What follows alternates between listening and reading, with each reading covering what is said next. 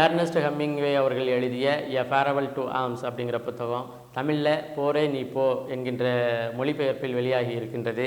Ernst Hemingway என்கின்ற எழுத்தாளர் மிகச்சிறந்த எழுத்தாளர். அந்த மனிதன், அந்த எர்னஸ்ட் ஹெமிங்வே அவர்களுடைய வாழ்க்கை குறிப்பை மட்டுமே நம்ம படித்தோம்னாலே அதுவே மிகப்பெரிய நாவல் போன்றதாக இருக்கும். கூடுதலாக தான் எழுதிய 90 பக்க அளவிலான நாவலுக்கு நோபல் பரிசை பெற்ற ஒரே ஒரு நாவலாசிரியர் யாருன்னா எர்னஸ்ட் ஹெமிங்வே. அவருடைய புத்தகம் தான் போரே நீ போ அப்படிங்கிற மொழிபெயர்ப்பு. அதனுடைய ஒரிஜினல் வெர்ஷன், அதாவது மூலப்பிரதி எ ஃபேரவல் டு ஆர்ம் அப்படிங்கிற புத்தகம். வாய்ப்புள்ளவர்கள் ஆங்கிலத்திலேயோ அல்லது தமிழினுடைய மொழிபெயர்ப்பையோ வாங்கி படியுங்க. அற்புதமான களக்காட்சிகளை கண்முன்னே விரிக்கின்ற பார்வையாளர் அனைவருக்கும் தமிழமலைகளின் அன்பு வணக்கம். இன்று நாம் பேச இருக்கின்ற தலைப்பு கதறி அழுத திராவிட முன்னேற்ற கழகத்தினுடைய அண்டா திரு செந்தில்வேல் அவர்கள் வளர்ந்த கதை. அது குறித்து பேச இருக்கிறோம். எதற்காக கதறி அழுதார் திரு செந்தில்வேல் என்பது குறித்து நம்ம பேச இருக்கிறோம். கூடுதலாக அண்ணன் சீமான் அவர்களை இணையதளத்திலும் யூடியூப் வலைதளத்திலும் திட்டுவதற்காக மாதம் 1 லட்சம் ரூபாய் வரை சம்பளம் வாங்குகின்ற இணையதளவாசிகள் குறித்தும் நம்ம பேச இருக்கிறோம். குறிப்பாக செந்தில்வேல் அவர்கள் குறித்து பேசலாமா வேண்டாமா நம்ம எண்ணியது உண்டு. ஏன்னா ஒரு தனி மனிதன், ஒரு சாதாரண இணையதளவாசியாக இருந்த காலத்திலிருந்து இன்றைக்கி திராவிட முன்னேற்ற கழகத்தினுடைய அறிவிக்கப்பட்ட கொள்கை பரப்பு செயலாளராக அல்லது திராவிட அண்டாவாக அல்லது திராவிட முன்னேற்ற கழகத்தினுடைய வெளிநாட்டு பிரிவுகளை சந்திக்கின்ற ஒரு ஆளாக பார்க்கின்ற வரை அவர் எப்படி வளர்ந்தார் அப்படிங்கிற கதையை பேசலாமா வேண்டாமா அப்படிங்கிற ஒரு எண்ணம் இருந்தது. ஆனால் இணையதளத்தில் இப்போ நீங்கள் காணொலி பதிவை பார்த்து கொண்டு இருக்கின்ற நீங்கள் இப்படியே இந்த காணொலி பதிவை நிறுத்திட்டு கூட அவருடைய எக்ஸ் வலைதள பதிவுகளை போய் பாருங்கள். அதாவது எப்படி ஒரு நோயாளி காலையில் 2 மாத்திரை, மாலையில் 2 மாத்திரை, மதியம் 2 மாத்திரை போட்டுட்டு தான் உயிர் வாழ முடியும் என்கின்ற நிலை இருக்கோ, 3 வேளை அப்போ தான் அவரால் சாப்பிட முடியும், அப்போ தான் அவரால் தூங்க முடியும் அப்படிங்கிற ஒரு நிலை இருக்கோ, அதே போல் செந்தில்வேல் அவர்களுக்கு காலையில் 2 திட்டு சீமானண்ணன் அவர்களை திட்டிட்டு காணொலி போடுறது, மத்தியானம் 2 காணொலி சீமானண்ணனை திட்டி போடுறது, இரவு 2 காணொலி சீமானண்ணனை திட்டி போடுறது. இந்த 3 வேலையும் அவர் இதை செய்யாட்டினா அவருக்கு சாப்பாடு இறங்குறதில்ல, தூங்கிறதில்ல. இது போன்ற ஒரு சூழலை அவருடைய இணையதளத்தில் பார்க்க முடிகிறது. சரி, நீங்கள் விமர்சனத்திற்கு அப்பாற்பட்ட மனிதர்கள் யாரும் இல்லைன்னா அரசியல்வாதிகளும் யாரும் இல்லை அப்படின்னு நம்ம எடுத்துக்கலாம். ஆனால் விமர்சனத்தில் ஒரு நேர்மை இருக்கணும், அதாவது என்னுடைய நேர்மை நான் வைக்கின்ற விமர்சனத்திலையும் இருக்கணும் அப்படின்னு நம்ம நினைக்கிறோம் இல்லையா? அப்போ அவருடைய காணொலி பதிவுகளை எல்லாம் போய் பார்த்துப்பாங்க.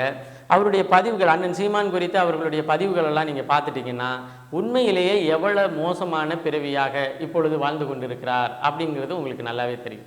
அது பல பேர் வாழ்ந்துக்கிட்டு இருக்கிறாங்க, அதில் ஒரு செந்தில்வேலும் ஒருத்தர் தான். அதில் நம்மளுக்கு எந்த கஷ்டமும் இல்லை, அவருடைய வாழ்க்கை அவருடைய கையில்.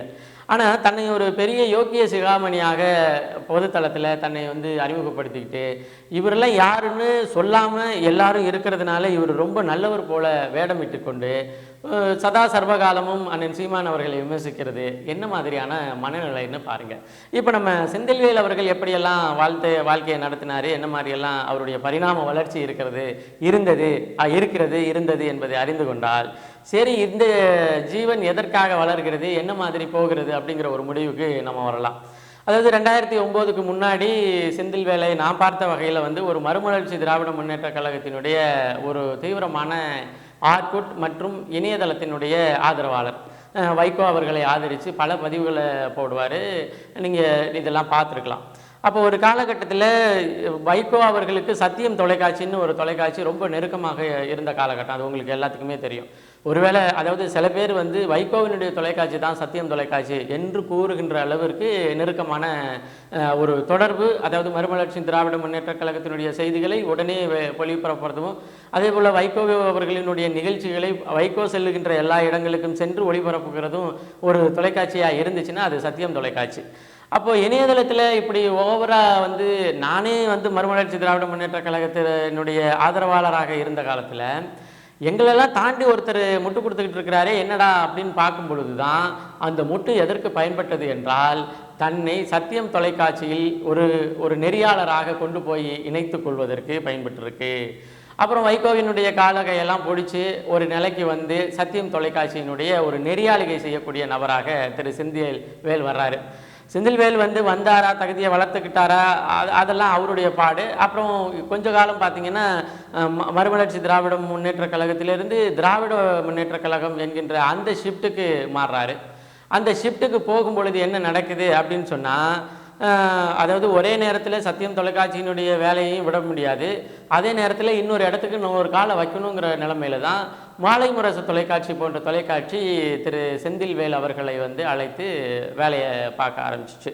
ஒரு சில நெறியாளுகை அந்த இதில் பண்ணியிருக்கிறாரு. அதுக்கப்புறம் வந்து இப்போ எல்லாமே நெறியாளுகை செய்கிறவங்கெல்லாம் ஒரு தொலைக்காட்சியிலேருந்து இன்னொரு தொலைக்காட்சிக்கு பார்ட் டைமாக இந்த நெறியாளுகை இந்த டைமு அது மாதிரி எல்லாம் போகின்ற ஒரு சூழல் இருக்குது.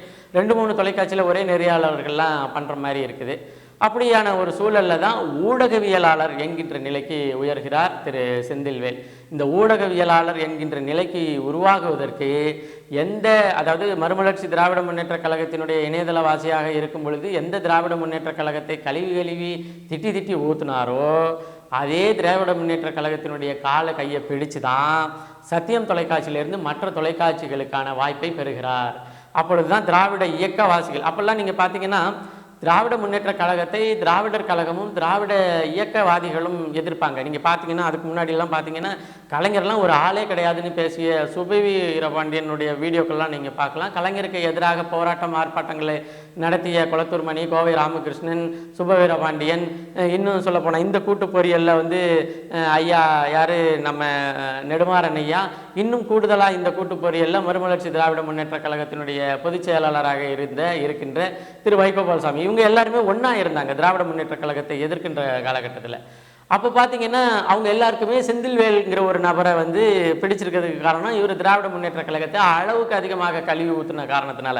அப்பயும் அண்டாவாக தான் கழுவி ஊற்றிக்கிட்டு இருந்தாப்புல. அப்போ என்ன இவங்க தன்னுடைய அரவணைப்பில் திராவிடர் கழகக்காரர்கள் இவரை வைத்துக் கொள்ளணும்னு நினைக்கிறாரு. அப்புறமேலுக்கு போய் பார்த்தீங்கன்னா நம்மளுக்கு சோறு தான் முக்கியம், நமக்கு பிழைப்பு தான் முக்கியம் அப்படின்னு சொல்லிவிட்டு என்ன பண்ணிட்டாருன்னா சத்தியம் தொலைக்காட்சியிலேருந்து மாலை முரசு தொலைக்காட்சிக்கு போகிறாரு. இதற்கு இடையில தமிழ் தேசியத்தின் பக்கத்துலேயும் ஒரு சில அதாவது நெருக்கங்களை பாராட்டினார். எனக்கு தெரிஞ்ச அண்ணன் சீமான் அவர்களோடு பேசியது உண்டு, அவர் வீட்டுக்கு போனது உண்டு, அவர் வந்து சில கருத்துக்களை பகிர்ந்தது உண்டு.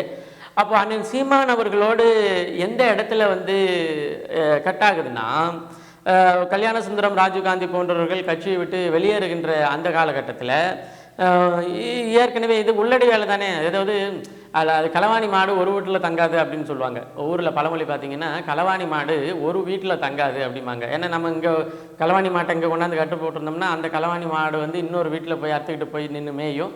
இல்லைன்னா அந்த மாடே களவாண்ட மாடுன்னா அவன் களவாண்டுட்டு வந்தவன் வந்து நம்ம கட்டி வச்சிருக்கிற மாட்டை ஓட்டிட்டு போயிடுவான். அவன் ரியல் ப்ராப்பர் ஓனர் யாருன்னு தெரியாமல் அந்த கடைசி வரலையும் அந்த மாடு கட்டுத்துற மாதிரி போயிட்டே இருக்கும். அதுபோல் சூழல் தான் திரு செந்தில்வேல். இதை வந்து அண்ணன் சீமான் அவர்கள் வந்து புரிஞ்சுக்கிட்டு என்ன பண்ணிட்டாருன்னா பேசுவதை நிறுத்தி கொண்டார். யார்? செந்தில்வேல் அவர்களோடு பேசுவதை நிறுத்தி கொண்டார்.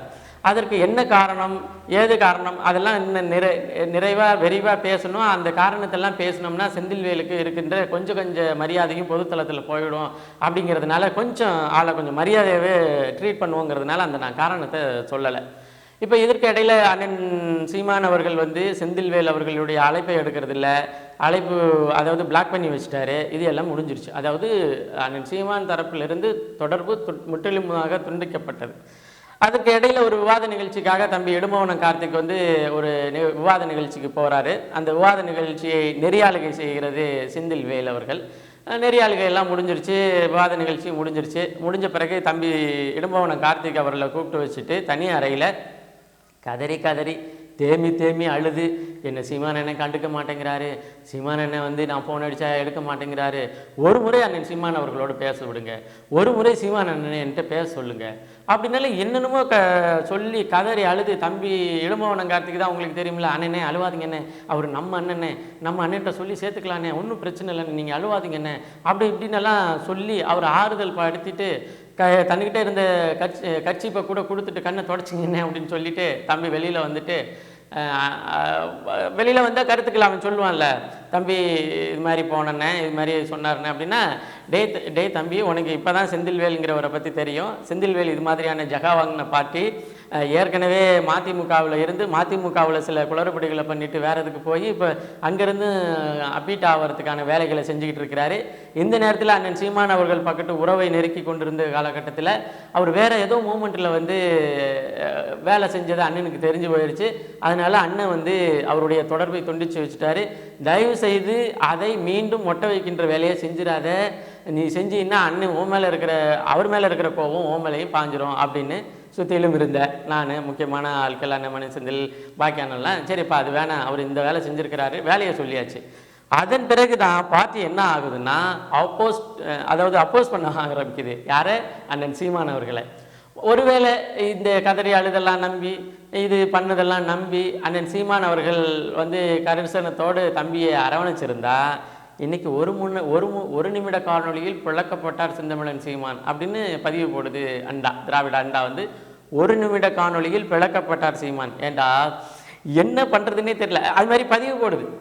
அப்போது இந்த பதிவுகள்லாம் பார்க்கும் பொழுது இது வளர்ந்த கதை என்ன, இது எந்த இடத்துல யாரை ஏமாற்றிட்டு இந்த இடத்துக்கு வந்துச்சு, இந்த இடத்துல யாரை ஏமாற்றிக்கிட்டு இப்போ போயிடுச்சு. இப்போ பார்த்தீங்கன்னா அதாவது நான் சொன்னேன் இல்லையா, திருட்டு மாட்டுக்கு ஒரு வீடு சொந்தம் இல்லை அப்படின்னு.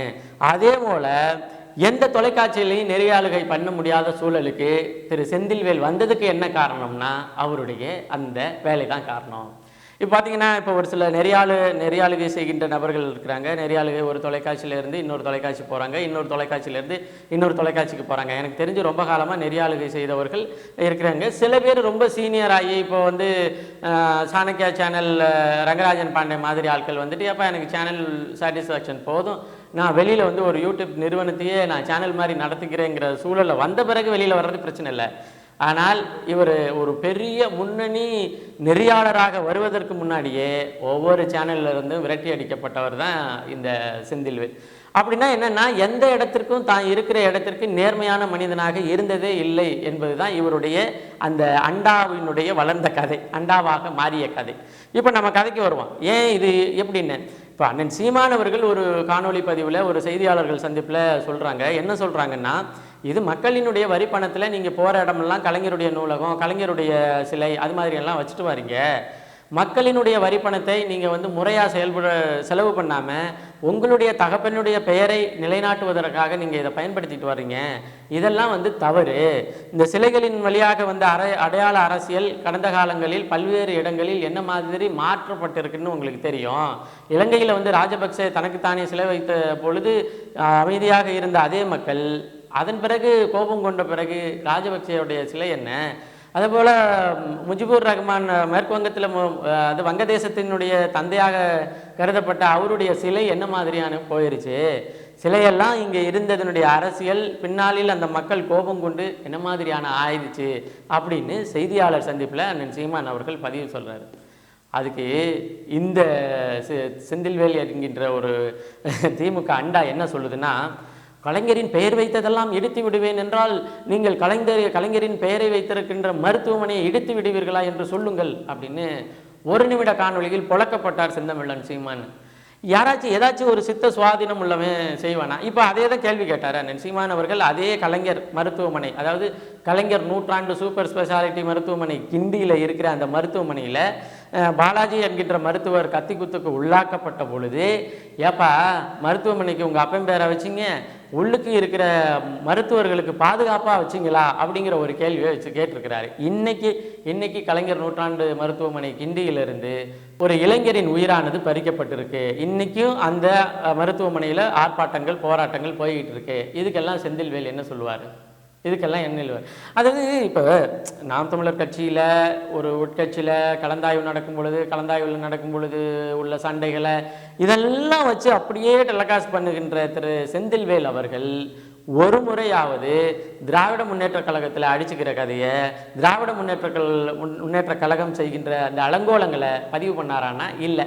அப்புறம் என்ன ஹைகோர்ட்டுக்கு உனக்கு வந்து ஊடகவியலாளர் என்கின்ற போர்வை அப்படிங்கிற கேள்வி இருக்குது. இப்போ பார்த்தீங்கன்னா மறுமலர்ச்சி திராவிட முன்னேற்ற கழகத்தில் இணையதளவாசி வைகோவின் காலை பிடித்த பிறகு சத்தியம் தொலைக்காட்சியினுடைய நெறியாளர், அதன் பிறகு அங்கேருந்து வைகோபால் சாமி அவர்களை கொஞ்சம் ஏமாற்றிட்டு அங்கேருந்து திராவிடர் கழகத்தினுடைய காலை பிடிச்சு மாலை முரசு தொலைக்காட்சி, மாலை முரசு தொலைக்காட்சி இது போன்ற சூழலில் இருக்கும் பொழுது செந்தில்வேலினுடைய நல்ல கட்டம் நல்ல நேரம் வந்து ஒரு காலத்தில் எதிரும் புதிரமாக இருந்த திமுகவும் திராவிடர் கழகங்களும் இப்பொழுது ஒன்னடி முன்னே ஆயிடுச்சு. அதாவது நீனும் நானும் வெவ்வேறு இல்லை அப்படிங்கிற ஒரு நிலைக்கு ஆன பிறகு ஈஸியாக ஷிஃப்ட் ஓவர் டு திராவிட அண்டா. இதுதான் அவருடைய கதை. இன்னைக்கு செந்தில்வேல் அவர்களை பொறுத்தவரையிலையும் வெளிநாடுகளில் இருக்கின்ற திராவிட கழகத்தினுடைய லாபிகள், திராவிட முன்னேற்ற கழகத்தினுடைய அமைப்பு லாபிகளுக்கு ஒரு விஜயம் செய்கின்ற ஒரு நபரா, ஒரு யூடியூபரா அவரை வந்து பார்த்துக்கிட்டு இருக்கிறாங்க. கூடுதலாக அண்ணன் சீமான் அவர்களை திட்டி வலைதளத்தில் பதிவு போட்டா, அதாவது ஒரு நாளைக்கு 3 வேளை சாப்பிடணுங்க, 3 மாத்திரை சாப்பிடணுங்க, ஒரு மாத்திரை குறைஞ்சாலும் உங்களுக்கு வந்து உயிர் பிழைக்கிறது கஷ்டமுங்க அப்படிங்கிற ஒரு சூழலில் ஒரு நோயாளியை விட்டால் என்ன செய்வானோ அதே போல இந்த மன நோயாளியாக இருக்கின்ற சீமானை திட்டினால்தான் உயிர் வாழ முடியும் என்று நினைக்கின்ற ஒரு மனநோயாளியாக செந்தில்வேல் அவர்கள் மாற்றப்பட்டு அவருக்கு காலையில் 2 திட்டு காணொலி பதிவு, மாலையில் 2 திட்டு காணொலி பதிவு, மதியானம் 2 திட்டு காணொலி பதிவு, இந்த 3ஐயும் செஞ்சாதான் அவரால் உயிர் வாழ முடியும் அப்படிங்கிற நிலையில தான் இருக்கிறாரு. இதுதான் வந்து இணையதளவாசியாக இருந்த திராவிட முன்னேற்ற கழகத்தினுடைய அண்டா திரு செந்தில்வேல் பெரிய அண்டாவாக மாறியிருந்த கதை. இது ஒரு பெரிய கதை. இதுக்கு இன்னும் நிறைய செய்திகளை நம்ம பகிரணும், அது தேவையற்றது. அடுத்து பார்த்தீங்கன்னா இணையதளத்தில் பார்த்தீங்கன்னா யூடியூப் ப்ரொட்டஸ் மன்மதன், அப்புறம் மன்மதனா பேர் என்ன, மைனர் குஞ்சு பேர் கூட வரமாட்டேங்குது, அவர் மைனர் குஞ்சு. அதன் பிறகு இந்த கரிகாலன் ஒருத்தர் இருக்காப்லையா யூடியூபர் கரிகாலன் அவர். அதன் பிறகு கபிலன் என்கின்ற இணையதள வாசி, அதாவது எக்ஸ் வலைத்தளத்தில் மட்டும் அவர் பதிவு போடுவார். உண்மையிலே very good story writer, script writer, அப்படியே கண்ணில் பார்த்தது மாதிரியே விஷுவலாக பார்த்த மாதிரியே பதிவுகளை போடக்கூடியவர்.